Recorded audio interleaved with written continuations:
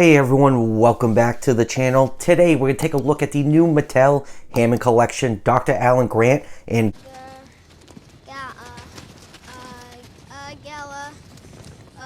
Gallimimus. finally, Wave 2 of the Hammond collection is upon us. There's been a lot of hype this week involving the Hammond collection. I ended up getting both these figures from Mattel Creations. They are actually sold out on their site, but I'll still leave the links down below in the description because I'm sure they'll get more in.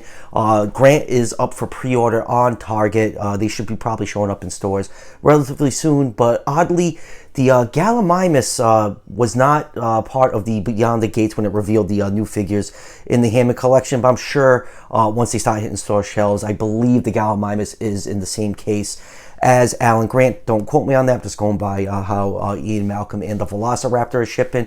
But the T-Rex is also showing up in Target and also shipping, so a lot of hype for the Hammond collection this week. Now, both these figures retail for $12.99.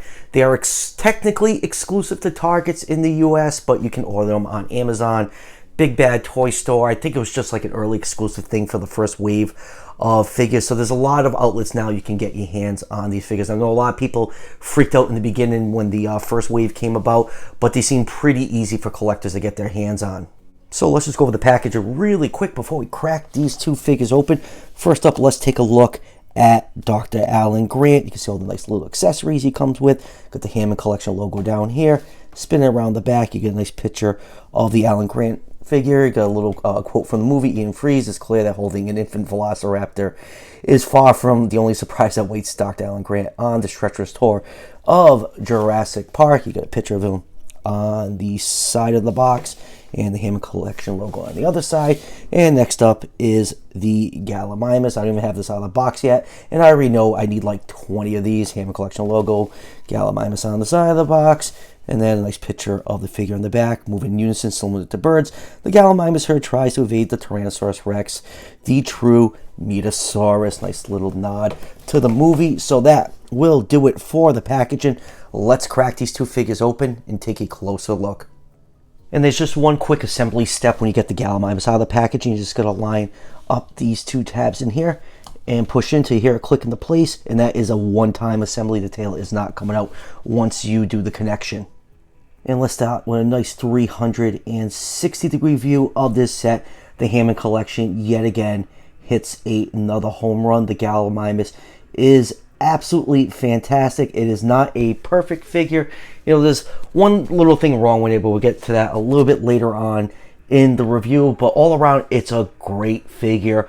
Very posable. You can see it has great balance. It can stand on one foot. It has a nice movie-accurate color scheme. You know, the Gallimimus in Jurassic Park weren't the most colorful creatures, so, you know, the light brown with the white and the dark brown markings work for this figure. And Alan Grant is definitely an improvement over his old Legacy Collection release, which came out like 2-3 years ago now. And, you know, it has that extra articulation that we already saw on the previously released Ian Malcolm figure.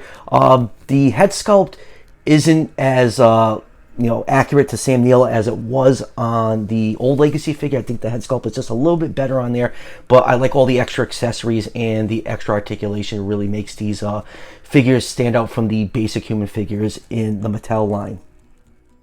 And now for some quick measurements. Alan Grant is your standard 3 3/4 inch figure, or 9.5 centimeters. So that means he is 1/18 scale.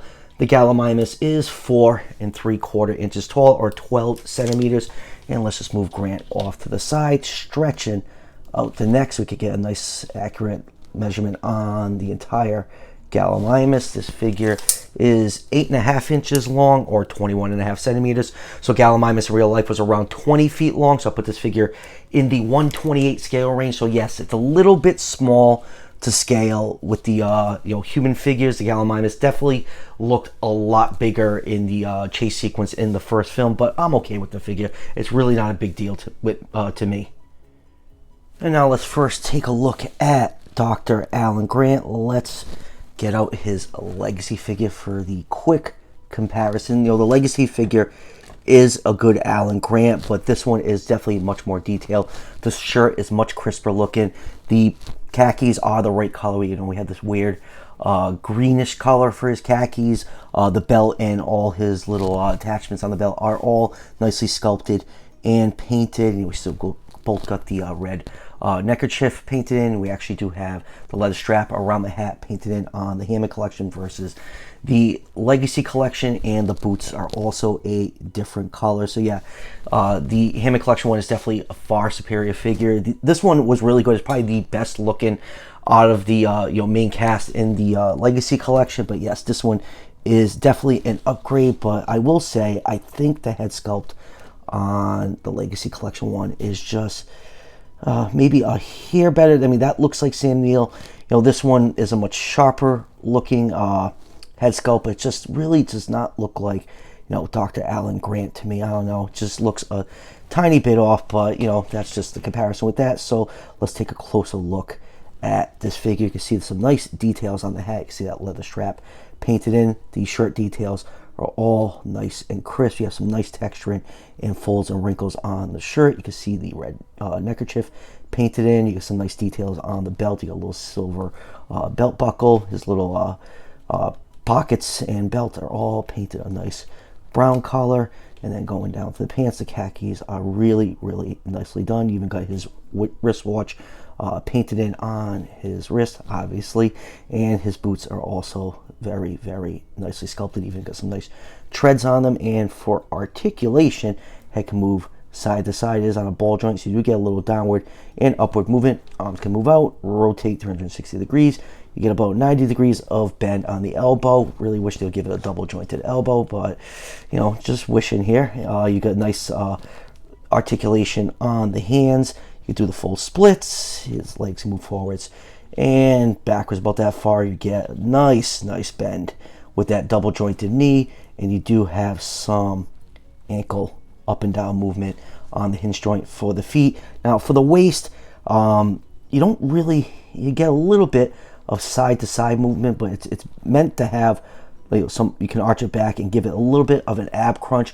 On my Ian Malcolm, it's really tight. It feels like I'm going to break the joint, but you really don't get that great side to side movement like you did on the Legacy figure. But it is what it is. Just the way it's sculpted, it just kind of rubs up against the waist portion of the figure, but it's really not that bad. But all in all, as a whole package, this is a great figure. Definitely is going to be everyone's definitive Alan Grant figure in their collection. You also get a ton of accessories with Dr. Grant.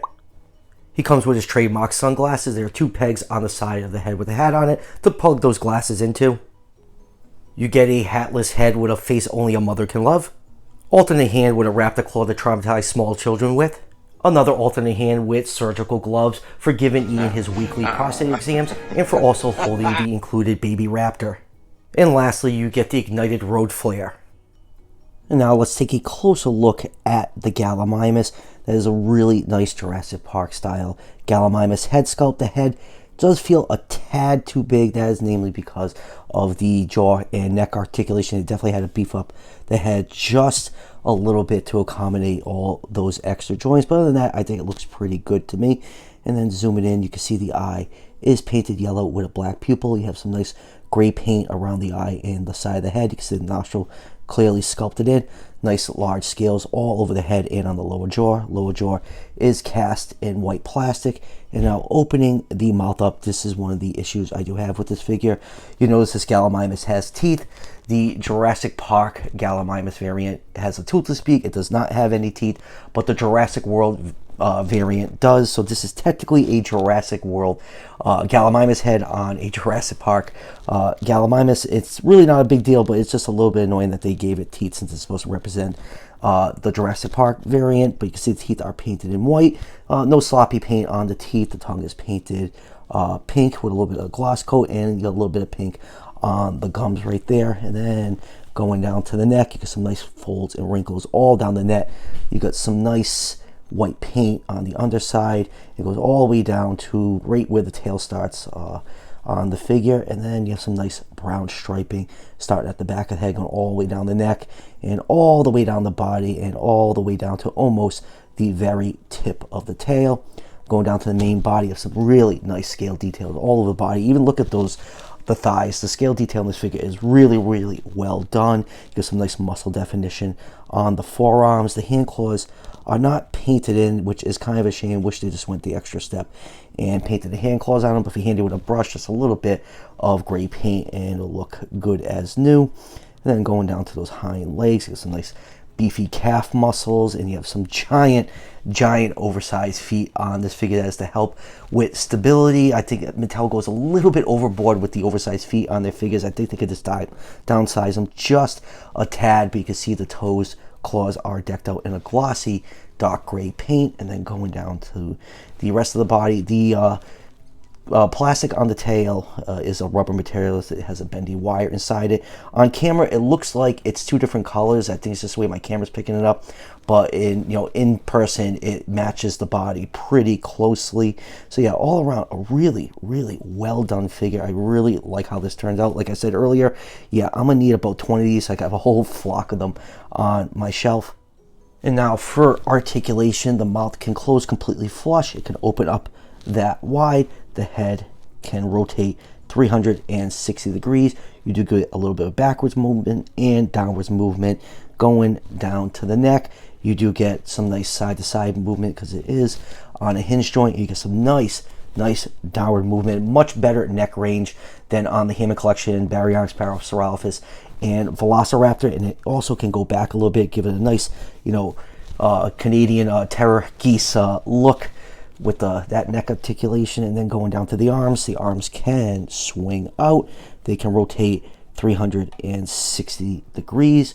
You do have a joint at the elbows. You get about 9 degrees of bend and rotation. No wrist articulation. That's because the wrists are very, very thin. Let's get my camera to focus in on that. If they put a joint in there, it'll probably be very, very prone to breaking. I would appreciate a hinge joint on the wrist, but I can understand why they didn't do it. Legs can move backwards and forwards. There is no pivot on the hips like in some of their other mainline figures. You do get some nice bend at the knee and then also at the ankle. It'd be nice if they had some more articulation down here like they did on the Raptor figure, but it's really not that big a deal. You can get this thing in some pretty neat poses. Tail, you can move side to side, rotate it in that joint, and like I said, it is made out of a nice durable rubber material, so you can get some nice movement with that wire. Just wish the tip of the tail wasn't so blunt looking. Wish it was just a tiny bit longer and it ended in a little bit more of a tip. But other than that, I really like how this figure turned out. It's definitely the best looking Gallimimus figure that Mattel has put out so far, and this Hammond collection lately has just been absolutely killing it, and I just can't wait for more. Moving on with comparisons, first up here it is with Old Man Grant from the Dominion line. And next up here is the old Legacy Collection Gallimimus, which is also a great figure. Has a much more proportionate looking head, and it has a pretty movie accurate paint job. And here is the Attack Pack Gallimimus, which is a homage to the old Kenner electronic Gallimimus. And moving on with some Hammond Collection figures, here it is with the Velociraptor. And next up here it is with the Parasaurolophus. And lastly for Hammond Collection, here it is with the Baryonyx. And lastly, here it is with the Dominion Rexy figure. And yes, just like everyone else, I'm on the hunt for the Hammond Collection T-Rex. I was lucky enough to get a Target pre-order. I think that pre-order sold out within a few hours. They still haven't hit my area yet, but a lot of people are finding them in store. So I'm on the hunt. Hopefully I can find one in store before mine ship. It's gotten delayed twice. I think the next shipping date for my Hammond Collection Rex is July 12th. So yes, I am on the hunt for that figure because it looks absolutely amazing. So final thoughts on the Hammond Collection, Alan Grant and Gallimimus. I absolutely love this set. The Hammond Collection has been nothing but home runs ever since it was introduced. It makes me happy every time with each new release that the Amber Collection is officially done, because we'll never ever going to get this variety with that 6-inch scale. This whole Hammond collection has just been a dream come true for Jurassic collectors. You know, Alan Grant looks great. The head sculpt is a little bit off, but I love all the fun accessories he comes with. His articulation is really good. The Gallimimus is a great figure, you know, other than it having teeth and it being the Jurassic World Gallimimus head. Other than that, the figure is great. They're both a ton of fun to play around with and pose around. Truly, this is the reason why Mattel has the Jurassic World license. These figures are just absolutely fantastic, and I can't recommend them enough. And like I said at the beginning of the review, I ended up getting both of these figures from Mattel Creations. At the time of this review, both figures are currently sold out, but I'm sure it's just a matter of time before both figures come into stock. And I'm sure in another short while, the Target pre-orders, Amazon pre-orders, all those will be shipping out to everyone. And I'm sure it's just a matter of time before these figures actually start showing up at Target. So that will do it for the review. I actually have the Hammond Collection Triceratops coming in from Mattel Creations. That should be here in the next day or two, so look forward to that review. And as always, if you're enjoying the content on this channel, show your support by hitting that subscription button just below the video. Each subscription helps out the channel tremendously and is greatly appreciated. And I'll see you guys for the next one.